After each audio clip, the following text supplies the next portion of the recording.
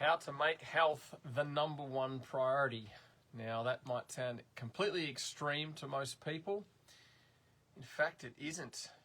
It should always be the number one priority over everything. Why? Because without your health, your life is not going to be 100% great. Now, this is where the trap people start to fall into when this is raised. Oh, I can't just sort of stop working and I got bills to pay and I got to look after my kids and blah, blah, blah. Understand, we get that. But again, if you are in poor condition over time, because that compounds, the more you don't focus on your health, the more it will decline, and therefore your job will suffer, time with your children or your family will suffer, and it will just spiral all the way down. Now, to get it to the number one priority, doesn't have to be done overnight. You don't have to hire a chef and start eating raw or whatever the hell. It's just doing a couple of little things each day.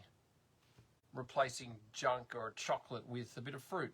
Might be boring, but give that a week. Start to notice what your body is telling you, because like I tell you, the body and mind are linked together. They always got to be best friends.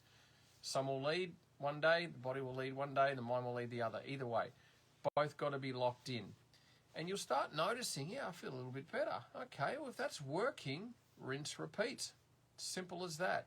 But again, small incremental steps. It's all about the, as they say, slow and steady wins the race. So when you want to get your health to the number one priority, just start doing a couple little things each day. If you drank a litre of water, kick it up to 1.5 litres. See how you feel. And start noticing this stuff.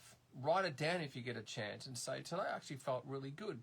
You might have had a good productive day with your work, but physically, again, ties in with the mind, you had a lot of energy. You got home and you actually felt really good. You managed to go for a walk.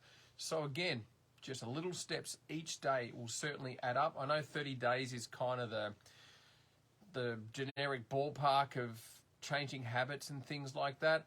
Try that if you want. 30 days, try 2 weeks. Either way, just give it a try. Eventually, you'll start to see some of those changes kick in if you remain consistent, right? And then you just go, wow, I'm going to keep doing this.